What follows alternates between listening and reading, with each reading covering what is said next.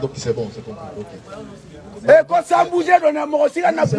Bon. Donc après, à la sira. Ah ouais. À la sira. Donc ça a lancé à madame. Kele, Fila, Saba. Mali Manakambo Nyeta Kele Bando Ambe Banche Siri Kala Idutime Soaju Ngani Yakle Farafina Keleya Juku mana kumbo kono na wale ma eka wili kijo saya kapisa maloye farafina faso mali jọjọni ko ọ̀rọ̀ ya bẹ̀rẹ̀ farafina na faso mali Kele iko le ya bere, mali baby, mali beshi, jigi aforo futira kaira, de hagili la tierra pepe, Malien, pour la révolution, Nous sommes le peuple, le peuple, la patrie Oumba au service du peuple malien. Nous gagnerons. À bas la France. À bas la France. À bas l'aménagement. À bas l'aménagement. À bas la CEDEAO. À bas la CEDEAO. À bas le petit Macron. À bas le petit Macron. Vive l'armée malienne. Vive l'armée malienne. Vive l'armée malienne. Vive l'armée malienne. Vive le peuple malien. Vive le peuple malien. Vive le peuple malien. Vive le peuple malien. Vive les debout sur les remparts. Vive les debout sur les remparts. Merci. Merci. 600. Alana Beni. Bi. Jara. Monéka. Fadefa. Dougouli. Abana mena. Farasi yanga kɛnɛ bila a ma bila ni nɔgɔya ye a y'a diya o a m'a diya o fɛn fila de tun b'a bolo a ka koso o n'a ka kasa a ko cɛ walima ka kasange o bɛ dabara kunna a b'an ka jamana bila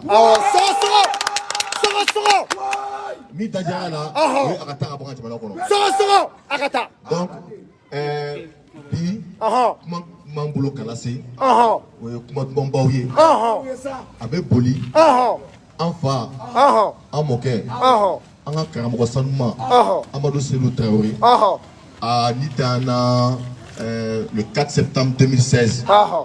o kuma na a san wɔɔrɔ de minɛ a tɛ n'a ka sɔrɔ jamana ma bɔ bolo la mais Siri Kuyate ani bɛn ni Ousmane Diarra an tɔ u bɛna a ko tɔw walawala donc o le wele bɛnnen don ko kɔn kan o mana bɔ yen an ka jamana drapeau Siri b'a ɲɛfɔ ka ɲɛ bamanankan na Faransi 1961 Faransi gɛnna donc a ka sɔrɔsifɔlɔ fana y'an bila n'a fɔra ko tuguni ko 2022 o ko kɛra anw yɛrɛ ɲɛna an yɛrɛ fana jamanadenw sababu la o Faransi gɛnna ka bɔ an ka jamana kɔnɔ o fana fɛti donc Siri bɛna da don o kuma na k'olu walawalali de kɛ o kuma na yan'o cɛ an bɛ kuma di an ka honorable ma Issa Diarra ale yɛrɛ fana ye Faransi gɛn champion dɔ ye donc en tant que député a baara kɛ an bɛɛ ɲɛna. Jara Kulabakari, Jara faga, Jara de bɔ a kɔnɔ. Jara, i Jara sa, i Jara. Ok, merci. I Jara. Jara, a bɛ fɔ, a fɔ. An bɛ Maliyɛn bɛɛ lajɛlen fo Mali kɔnɔ ani Mali kɔ kan. Papi y'a fɔ cogo min na bi ye le 38 ye mardi an bɛ yɛrɛ wolo Jabala kɔnɔ yan nɔ. Kunnafoni caman b'an bolo yan nɔ. Activité caman bɛ yen nɔ. Mois de septembre min bɛna jɔ. O kɔnɔna la yɛrɛ wolo bolo. A da sera an ka cɛ min ma cɛba min ma Amadu Jikɔrɔni an bɛ tasi bila k'ale ye a ka kalanden sanumanw bɛ yan Sidiki b'o la i n'a fɔ a y'a fɔ cogoya min na Ben b'o la ale Pape yɛrɛ b'o la donc Amadu Jikɔrɔni ale tanyana le 4 septembre o bɛ k'o san 6 ye ni Ala sɔnna a ma yɛrɛ wolo kɛlen don ka wele da ka taa tasibila kɛ Amadu Jikɔrɔni a kaburu la Amudala ye ni Ala sɔnna a ma ça c'est le 4 septembre Inch'Allah Jara le 5 a bɔra k'a fɔ cogoya min na le 5 an b'a fɛ ɲina le 5 a ka kɛ date fana ye date min fana bɛ to tarikuw la désormais Inch'Allah an ka jamana ɲɛmɔgɔw fɛ parce que 5 septembre an bɛ se ka ni 15 août de da ɲɔgɔn ma cɛ laban a bɔra an ka jamana kɔnɔ yan a kɛra le 5 septembre ɲinan ta an kɛlen don k'a bila hokumu kɔnɔna la u tɔgɔ bɛn'u da se an ma mɔgɔw k'a bila u kunna fɔlɔ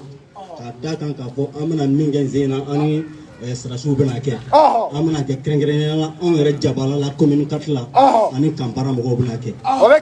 bɛɛ lajɛlen k'a dɔn à partir du 5 de cette année au 5 septembre désormais k'a fɔ ko fɛn de don fɛn min n'a a sera san o san nin kɔfɛ an kan ka wuli ka jɔ minnu k'a la an kan ka cɛsiri min k'a la an kan ka o bila o minɛn kɔnɔ mais septembre kalo in kɔnɔ n y'a fɔ cogoya min na activité faru b'an bolo an ka jamana ka yɛrɛma hɔrɔnya a taara le 22 septembre ɲinan 22 septembre yɛrɛ wolo kɛlen don k'a bila hokumu kɔnɔna la bɛɛ lajɛlen b'a dɔn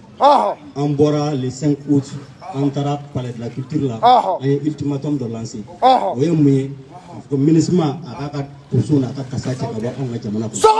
ɲinan 22 septembre Mali bɛɛ k'a bila i kunna Mali kɔnɔ ani Mali kɔ kan ko ɲinan ta fana ye 22 septembre spécial de an bɛ fɛti kɛ k'a fɔ ko Faransi taara ka bɔ an ka jamana kɔnɔ an bɛ fɛti kɛ k'a fɔ an y'an ka yɛrɛma hɔrɔnya sɔrɔ an bɛ fɛti kɛ k'a fɔ ko MINUSMA fana ko ale tɛ se ka baara kɛ an ka jamana kɔnɔ Ala ka barika d'u la Maliyɛnw bɛ wele cogoya min na k'a bɛna se o fana ma ne bɛ bɔ kuma la ni min ye o ye k'a jira k'a fɔ bi an ka jamana ɲɛmɔgɔw kɛlen don ka plainte min don Nations Unies na la France an ɲɛ b'a la k'a fɔ bi Mali kɛlen don farafinna kɔnɔna la a kɛlen don ka to a kelen na an ɲɛ bɛ min na anw kan ka kɔkɔrɔma don ni an ka institution fɛn fɛn ye n'o ye CEDEAO ye n'o ye Union africaine ye an ɲɛlen don an kɛlen don k'a ye k'a fɔ olu de wulilen don bi mɔgɔ si m'i da wagati ka sɔmi sigi a kan ka bɛn n'a ye k'a bɛ Mali soutenir jamana dɔ de nin tɔɔrɔlen don min nin degunnen don embargo kɛra yan nɔ an ye jamanaw ye u ye min kɛ bi k'a fɔ ko Mali ye preuve sɔrɔ a ye daluya sɔrɔ k'a fɔ ko binni minnu kɛra an kan yan i n'a fɔ Ogosagu i n'a fɔ Bulkesi o n'a ɲɔgɔnna caman fagali cɛba minnu kɛra an fɛ yan k'a fɔ ko mɔgɔ sɔrɔla k'a fɔ min de y'a kɛ ko o plainte don anw bolo bi Union africaine CEDEAO u kan ka bi embargo yɛrɛ bɛɛ lajɛlen kɔfɛ ka fara Mali kan bi ka o ko kɔkɔrɔma don an bɛ ka mun ye an ɲɛ bɛ Faransi sago Faransi ka ciden minnu ma an kɛrɛfɛ jamana minnu na yan i n'a fɔ Sénégal ministre des affaires étrangères a ye laseli minnu kɛ bɛɛ y'a ye wallahi bɛɛ y'a ye a bɛɛ i n'a fɔ k'a fɔ olu b'a dɔn k'a fɔ ko fagali jugu minnu tun bɛ ka kan fɛ yan k'u b'a tigi dɔn u b'a dɔn min don u wulilen don mun na sisan nɔ k'u bɛ ka taa fɔ ɲɔgɔnya kɛ ka taa médiation kɛ Mali ni olu ni ɲɔgɔn cɛ donc an bolo an ma jamana si wele k'a fɔ k'i ka médiation kɛ o ye tiɲɛ ye n'o sɔrɔ k'a fɔ min bɛ fɔ diɲɛ sigilen ni jamana ko la ko jamana bɛɛ ye kelen ye anw ko prévu min taara dɔrɔn a ka taa a ka examiner min jo b'a la o jo ka k'a la ni min jo t'a la ka fɔ ka ban an tun t'a dɔn k'a fɔ ko jamana wɛrɛ bɛ se ka wuli k'a fɔ ko a bɛ na k'ale bɛna kuma u ni ɲɔgɔn cɛ ka sɔrɔ min kɛra anw na yan nɔ jalama tigɛ foyi ma k'a la donc o la an bɛ wele bila yɛrɛ wolo cɛ n'a muso bɛɛ lajɛlen ma hali bi an bɛ min fɔ kɛlɛ in a ma ban mɔgɔw ka kɛ kuru ye i n'a fɔ an kɛra kuru ye cogo min na ka Faransi n'a nɔgɔmɔgɔw gɛn ka MINUSMA gɛn ka kɛ kuru ye ka nin prévu in soutenir pour que diɲɛ bɛɛ ka tiɲɛ dɔn hali n'a sɔrɔ a dɔnnen don anw fɛ ka ban mais diɲɛ bɛɛ ka bɔ a kalama Mali ka soutenir o de kan o bɛ kɛ o la an bɛ wele bila bɛɛ ɲɛma ko le mois de septembre ani sigi tɛ bɛn ni jɔli tɛ bɛn ani wulikajɔ de bɛ bɛn activité minnu fɔlen filɛ nin ye an ɲini Maliyɛnw fɛ an k'an tɛgɛ di ɲɔgɔn ma pour que activité ninnu bɛɛ bɛ ba sɔrɔ MINUSMA ka taa ka bɔ an ka jamana kɔnɔ a bɛ taa o la ne bɛ bɔ kuma la yan nɔ bɛɛ wele bila bɛɛ ma le 4 le 5 ani le 22 septembre an ka ɲɔgɔn sɔrɔ an ka kɛ kulu ye jamana tɔ bɔ bolo tɛgɛrɛ an tɛgɛrɛ fɔ kusa ne ye jara faga jara bɛ bɔ a kɔnɔ i jara o de ye Rabulu Musa Jara a ka barika don aw la jara Ala k'an bɛɛ si hɛrɛ la amin wele kan min bɛ ne bolo k'a lase maliyɛn bɛɛ lajɛlen ma le 5 septembre nata ni an bɛɛ ka bɔ an ka ɲɔgɔn sɔrɔ Kampala la à partir de 9h an bɛɛ ka bɔ Baba Modibo Keyita Faransi drapeau jiginna don min na ka Mali drapeau yɛlɛ o de ye le 5 septembre ye donc ko don dennin tɛ fɛn dennin tɛ Mali kunkan ko de donc an bɛɛ ka bɔ le 5 septembre an ka taa Kampala la parce que yɛrɛwolo kelen tɛna kɛ ɲɔgɔn fɛ ani militaire de bɛna jɛ k'a kɛ ɲɔgɔn fɛ san joli yɛrɛwolo bɛ k'a fêter donc an b'a ɲini maliyɛn bɛɛ lajɛlen fɛ le 5 septembre don ba de don don barikama ba de don donc an bɛɛ ka bɔ le 5 an ka ɲɔgɔn sɔrɔ Kampala la à partir de 9h an ka taa nin fête in kɛ yen nɔ o de bɛ ne bolo. musow ka dolo i jara sa i jara i Keyita i jara Welewelemada Kano. Siriki a fɔ Malikaw an y'a fɔ bɛɛ ɲɛna diɲɛ jɛnɛjɛ tɔnba n'a bɛ wele k'a fɔ ko Nations Unies u ka kɛlɛbolo min b'an ka jamana kɔnɔ n'an b'a wele ko MINUSMA a toli an ka jamana kɔnɔ kɔlɔlɔ min b'a la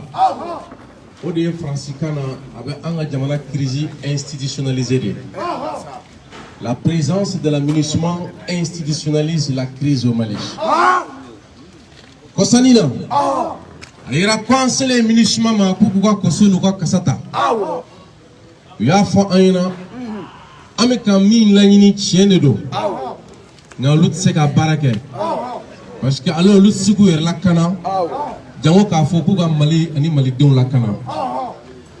o de kama u yɛrɛ tun y'a fɔ k'olu tɛ fɛ Faransi ka taa n'o ye Faransi ka kɛlɛbolo min bɛ wele ko Barkhane mais Mali ko ko u k'a to u ka taa ni lakanali ko don olu bɛ se k'u lakana a yɛrɛ kɔsani na mun ye marifa ta ka bɔ Libi kana ta don jamana na ka jamana bila basigi bɛlɛya kɔnɔ olu ka ɲɔgɔnna jɛrɛba min wele ko congrès a bɛ ye k'a fɔ ko MINUSMA de ye o sécuriser ni nin ye ka fɛɛrɛ sɔrɔ k'an ka jamana crise institutionnalisée olu minnu y'o sigi kɛ olu bɛ wele de k'a fɔ ko groupe armé a fɔra ko bololɔ bilala sɛbɛn min na MINUSMA ko ale ka laɲini ye k'u ka se k'o lawaleya n'o dun bɛ lawaleya o marifatigi kulu ninnu kelen-kelenna bɛɛ lajɛlen don k'i sigi ni laɲini dɔ ye ni min jɔn'a ta la o bɛ marifa ta ɲɔgɔn kama sanga ni waati bɛɛ an b'a ye k'a kulu ninnu bɛ ɲɔgɔn gosi an tɛ MINUSMA tɔgɔ mɛn a la a dɔ la Mali de bɛ se ka don k'a fɔ ko kɛlɛ o ka jɔ o bɛ cogo min na a yɛrɛ ko fɛn bɛ tali kɛ Croix Rouge la kɛlɛ min n'o kɛra T-Site kɔsani na ni maliden dɔ y'o ta k'o kɛ i n'a fɔ an ka jamana kɔnɔ an bɛ minɛn san na an bɛ ka kulonkɛ an ka kɛlɛcɛw ka sɛbɛya ye mais u y'o kɛ i n'a fɔ o ye fiɲɛ ye ka ɲɛsin an ka jamana ma sisan kɛlɛ min binna T-Site kan ni kɛlɛcɛw wulila ka taa minɛn e kumana ka dankari jugu la minnu joginn'o la Croix Rouge bolila la teliya la ka taa olu mɔgɔw ta k'a fɔ k'a b'olu furakɛ sisan ni furakɛli kunfɔlɔw kɛra o bɛ di Mali kɛlɛcɛw ma u ka tɛmɛ ni furakɛli ye o ni min kan ka k'u la mais Croix Rouge fana kɛlen don k'a fɔ k'ale ti olu tiɲɛnikɛlaw di parce que MINUSMA kɔnɔ wulikajɔ min bɛ sen na olu ka dɔrɔnlɔ mɔgɔw olu dɛsɛlen don ka baara kɛ sisan donc Croix Rouge fana bɛ ka baara kɛ olu nɔ par procuration olu minnu bɛ taa permission la kumakan de bɛ d'u da hakilila de bɛ d'u la u kan ka laseli minnu kɛ pour que ka se ka fiɲɛ sɔrɔ k'a fɔ Mali kɛlɛcɛw ma o baara de daminɛlen filɛ Malikaw Mali den dɔ de n'a fɔ ko an tɛ se ka Faransi gɛn ko ni Faransi taara ko jamana bɛ bin an ko aw da Faransi bɛ taa ka to sunɔgɔ la bi Faransi taara k'olu to sunɔgɔ la o kɛra ka bɛn le 15 août 2022 ma mais ka ko ɲɛ ko bamananw b'a fɔ cogo min na ko ni fa ye laɲini min na duniya ko n'i ma se ka yɛlɛ k'i ka yɔrɔ ɲini ko n'i y'a yɔrɔ ɲini n'i ma se ka yɛlɛ k'i k'i sigi a ju fɛ a yira k'a fɔ ko minnu ko k'o ye Baba Modibo Keyita tiɲɛtadenw ye cɛ o ye Faransi ye bogo don a la ka bɛn le 15 août ma 2022 mais Baba Modibo Keyita n'a jɛw y'a kɛ ka bɛn le 5 septembre o 5 septembre kun dugura an na parce que a bɛ tali kɛ Faransi ka kɛlɛcɛ laban bɔ don na abitalika Francika drapeau jigindona abitalika Malika vergenu urushi yelendona ou abitalika mi fomi mako les 33e régiment des commandos parachutistes olu ka sofolo donkera ka be odema donc là yere wala koko la révolution elle est aussi pédagogique munu to kalama ko e malu do fo doye ku ka bo kalama et ma ko munu ba kalama ni nafa bala ko wala blale no bela jelema kampara la communication kono never ya sangatanga kele chewye wala ta sekoni dongo minira munu modele ka parachute jiginto ka bo para sanfɛ Koubinata au dos au yé. Quel est le Digia Mingira?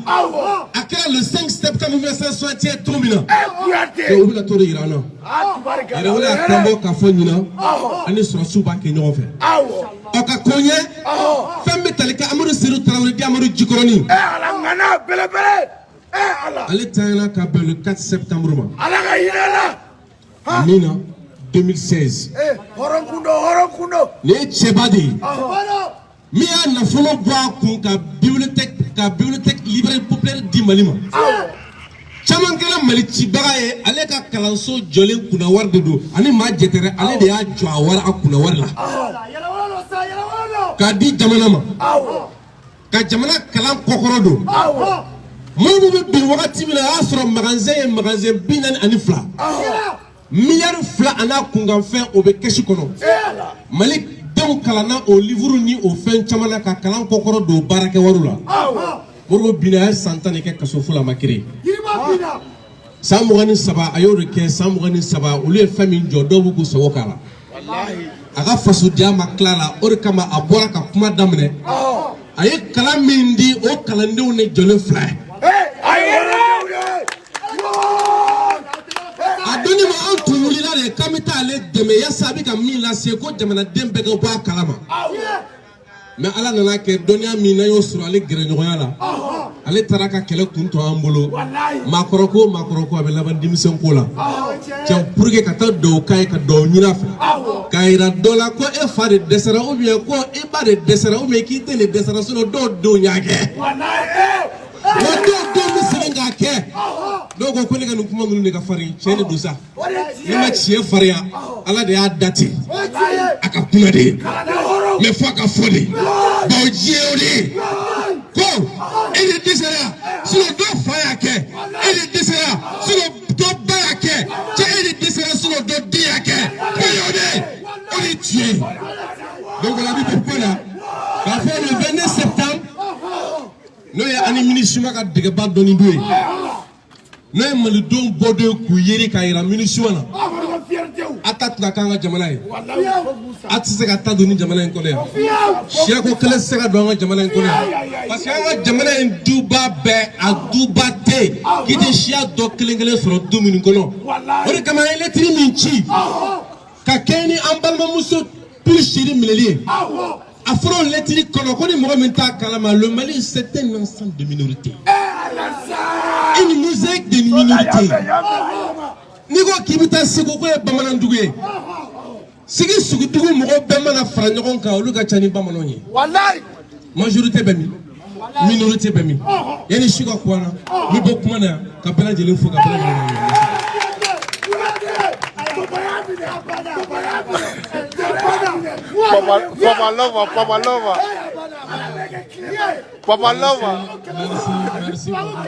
Merci.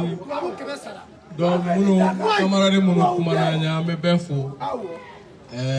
Yerawolo comme à l'accoutumée, amenyongo soro tarata. Kanga dogo kibaru au faranyogo ka ali dogo minali. Kanga obara uboloda. Bi ka kenyani kibaru adamado kerenkerene yale. Anya kanu anklalen ko sigila kan la se uboloda. Amba damne kaduwa budonge anka premier ministre ne docteur Sogal Kokala Maïgaye ala kan no ya kay ala ka ke farga boy ala kene adam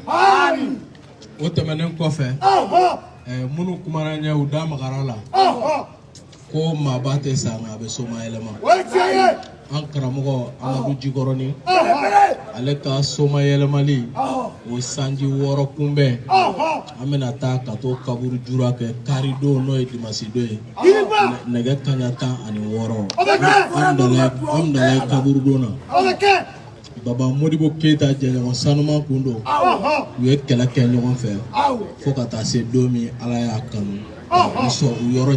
physiquement, mais ils sont toujours restés unis par l'idéologie et par la conviction. Oyato bi ambese ka fo ame Amadou Jikɔrɔni ka victoire kɛnɛ kan parce que Amadou Jikɔrɔni ne kɛra point entre la génération du président Modibo Keita et la génération du président Assimi Goïta. Parce que Amadou a vu que système kunye jamana gangrene ka se kunama dɔ la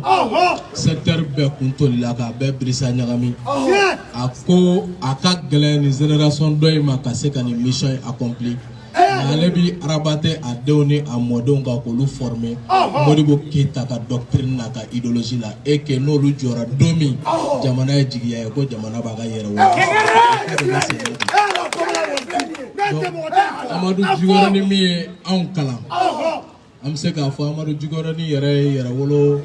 kalan parce que yɛrɛwolo 3 premiers responsables que nous sommes k'a daminɛ ne la ka se Sidiki Kuyate ma ka se Amadou Lamine Diallo Pape le tout puissant Mangendo an bɛɛ formera Amadou Jikɔrɔni ka kalanso la o y'a sɔrɔ an fɛnɛ ni camarade fɛn fɛn bɛ ɲɔgɔn fɛ an ye idéologie partagée ani bɛɛ ni ɲɔgɔn cɛ donc aujourd'hui nous célébrons la victoire du très haut camarade Amadou Jikɔrɔni maître va en paix Ala k'an karamɔgɔ da yɔrɔ suma donc karido an bɛ ɲɔgɔn sɔrɔ an dala ye kaburudonba la de ka taa kaburu jura ɲɛsin an karamɔgɔ ma ko Ala k'i da yɔrɔ suma Ala k'a hinɛ nɔgɔya a n'a jɛw an bɛ nɔngɔn kari kɛ ka dugawu sama karamɔgɔba in ma n'o ye président Baba Modibo Keita ye o kɔfɛ tɛnɛndon n'o ye lundi 5 septembre 2022 an bɛ taa ka taa fɔ ko Faransi surasi laban ka bɔ anw ka jamana kɔnɔ le 5 septembre 1961 5 septembre 2022 o san 61 kunbɛn an bɛ taa ka to ɲɛnamaya Jikɔrɔni Kampara kɔnɔ nɛgɛ kaɲa 9 wagati la ani an ka armée de l'air mɔgɔw ani an ka commando parachutisiw ani olu bɛ taa ka to baara waleya Kampara kɔnɔ donc o senfɛ a ka kan an ka sɔn a ma ko baara min kɛra ni Baba Modibo Keita y'o gɛn le 20 janvier 61 n'o ye kalo 8nan nɔkanfɛn u y'o kɛ kɔtɛ taama la n'a labanna ka bɔ surasi laban bɔra le 5 septembre 1961 an ko Assimi Goïta a bɛ ka sen da Modibo Keita sen da yɔrɔ la donc c'est pourquoi Assimi fana y'u gɛn précisément le 18 février 2022 et Francis surasi laban bɔra Mali kɔnɔ le 15 août 2022 donc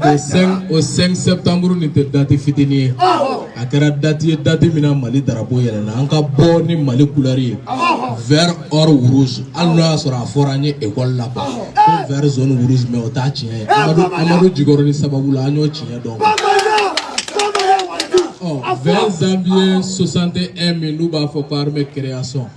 école la kalanna an bɛɛ kun Amadou Jikɔrɔni ka formation kɔfɛ pour rétablir la vérité de l'histoire an y'a dɔn ko ja 20 janvier 61 o ye Faransi gɛn date ye nka Faransi sagow nalen u ye date maamu fo k'a tunu k'a yira hakilinaw la quoi ko an kana dɔn tariku la yɛrɛ ko ja Faransi bɛ se ka gɛn ko ja Faransi yɛrɛ de la ka gɛn wa a kɛra Mali de kɔnɔ Baba Modibo Keita a n'a jɛɲɔgɔn sanumanw fɛ ni an bɔr'o la an bɛna an yɛrɛ sɔrɔ 22 septembre la ni an bɔra le 22 septembre 2022 o don tɛ kuma dɔ ye donc o de y'a to an b'a fɔ tout le monde dehors que la fête commence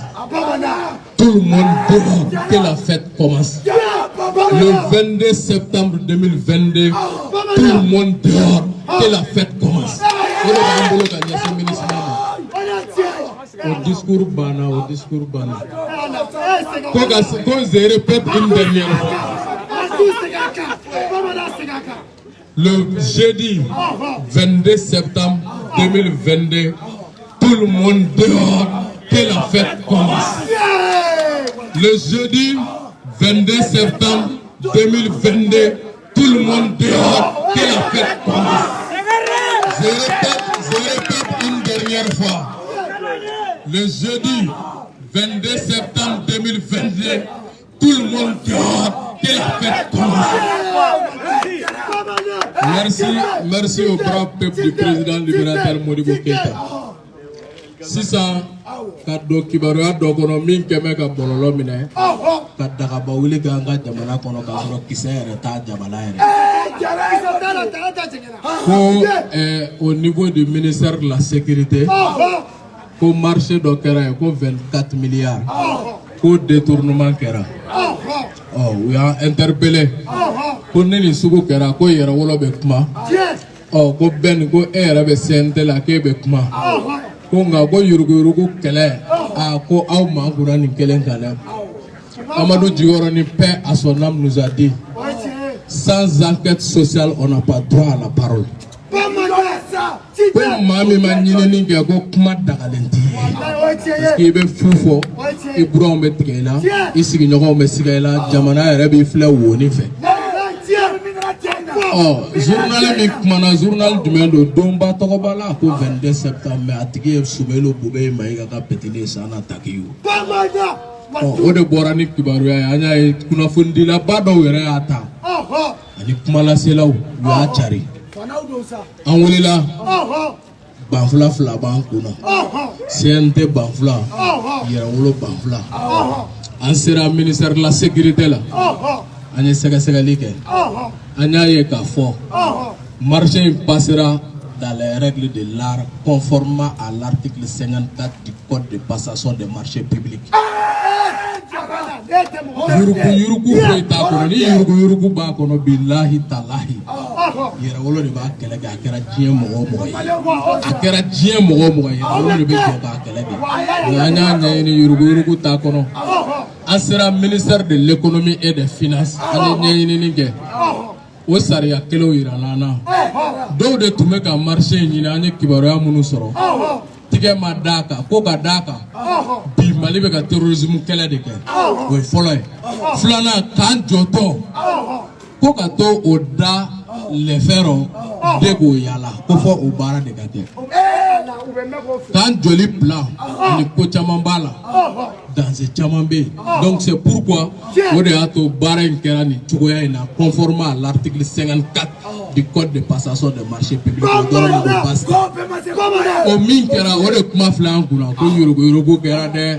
Mali kɔrɔlen dɛ Mali ni jɔn y'a fɔ aw ye k'an tɛ Mali kɔrɔ la an bɛ Mali kɔrɔ de la kuma don dɛ n'a fɔra Mali kura wagati kunkurunin dɔrɔn de don de 1968 à 2020 o kuma dɔrɔn de bɛ ka fɔ k'o de ka bɔ an senkɔrɔ sinon anw de kalanna la solomadenya waati k'i y'a ta caw i b'a bila caw o de ye Mali kɔrɔ ye o Modibo Keïta seginna kɔ de ka taa ko Babɛnba de ko saya ka fisa ni Mali an ma bɔ k'a da sisan o de ye Mali kɔrɔ ye Mali kɔrɔ ye danbe ye tilennenya don ɲɔgɔnbonya don jɛlenya don diinɛ don hɔrɔnya don yɛrɛwoloya don o de ye Mali kɔrɔ ye kuma bɛ ka fɔ o tɛ k'a bila minɛn kɔnɔ parce que wagatinin dɔ kɛra an fa bɔra n'a kuma ye Cheikh Umar Sisoko ka kuma don Mali kura nka Mali maracogo kura o de bɛ fɛ ka fɔ mais maracogo kuma kura jumɛn don ka dɛn ni Baba Modibo Keïtaw ani Mali maabaw minnu ye empire jɔ ka royaume jɔ hɔrɔnya ni danbe kɔnɔ k'an k'olu taabolo de ladege o de don mais wagati kunkurunin kɛra san 52 ɲɔgɔn de 1968 en 2020 san 52 o min kɛra tellement an gana an kamanana an génération ko bon an ka bɔ ninnu ta in kɔnɔ an ka taa kura kɔnɔ o tɛ kura tɛ dɛ n'an ma farati ala b'an taa an yɛrɛ ye fɛn wɛrɛ kɔnɔ an tɛ min dɔn a bɛ fɔ ma un saut dans l'inconnu on a fait un retour aux fondamentaux an seginna an danbew ma an bɛ Mali kɔrɔba kɔnɔ danbe Mali yɛrɛ dɔn Mali hɔrɔnya Mali c'est très important an k'o précision di ɲɔgɔn ma maintenant ka bɔ kuma la ni min ye colonel Dourou Amoufou an tigere bafo le 5 colonel libérateur du Mali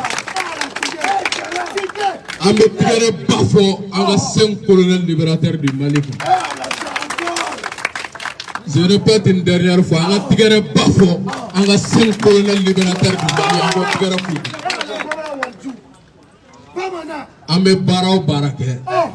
Travaillons à ce qu'un cohésion est maintenu, un colonel Dourou ni ɲɔgɔn à ce que jamana ka basigi. O de la dɔw bɛ tendance sɔrɔ k'a fɔ ne ma ko Ben est le 6e colonel, c'est Yɛrɛwolo le 6e colonel. Mais 6e min don ale jɔlen min ɲɛfɛ dɛ, puisque c'est la première force protectrice. Mɔgɔ tɛ don donyɔrɔ tɛ jugu bolo ka Yɛrɛwolo to yan donyɔrɔ tɛ yen. Le secrétaire général tout-puissant Mazembe, Pape Diallo, a l'habitude de dire que nous protégeons les autorités de la transition. Ça c'est une vérité. Dorothée, pour faire Kenema Djougoué, Dorothée, pour faire Sokono Djougoué, Dorothée, Bilaï Talahi. Ni un mankouna. Au Koroka, au Wakati, on est plus dangereux. Parce qu'on rentre dans le mode de sniper. Et Tanyem, Anyabila. Qui sait que le fil Nani Belengita, ala Gahineila. Au phase de Gabou, c'est pourquoi beaucoup nous interrogent. Beaucoup nous interrogent. Yaraolo, au Mangouneno, au Tegapma, Moulebe, nous disons que c'est la révolution silencieuse qui est en marche en République du Mali. Kuma Chama avait moi exposé ko Chamana. Mais à mes conseils mindi en cas de mon précisément le ministre de la Sécurité en boulot, ministère tout gagne à communiquer. Parce que Ali Allah subhanahu wa ta'ala n'a pas bonya, il a communiqué à travers les 5 courants. Dans tous les rapports humains, si la communication manque, la confiance devient difficile et la méfiance s'installe. Donc, kuma ɲɔgɔnya yɛrɛ bonya ye ka ɲɛsin ka jamanadenw ma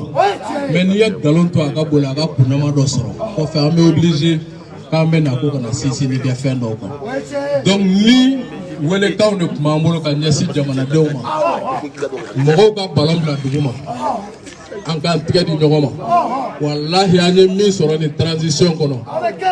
ni an ma ɲinɛ an yɛrɛkun kɔ k'an ɲɛsin jamana ma ko n'i ma ɲinɛ i yɛrɛkun kɔ k'a lajɛ jamana bɛ ka mun sɔrɔ n'i ma farati an bɛ se k'a bɛɛ perdre donc an bɛ bɛɛ wele surtout un message à la jeunesse an kana girin an kana presser restons patients jamana ka hɛrɛ o sira de bɛ ka tagama pour nous et wa ni ala sɔnna ma ko wɛrɛw bɛ nalen tugun. Donc pour dire que peuple n'a plainte de dos, Francis Kama, peuple n'a plainte de Francis Kama,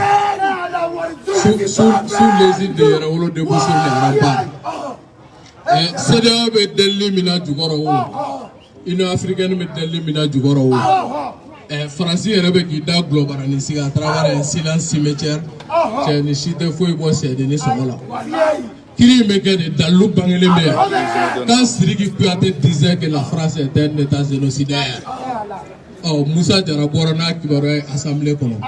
Kakonya, Faou, Mariko, Chekoumar, Aminata Daramano, le Ouliga Djokala. Oh, ma chama, ma chama fo. Donc, il y a un peu de Marobe Dalula, Dalou sur la Outouna. Donc, pour dire à tout le monde que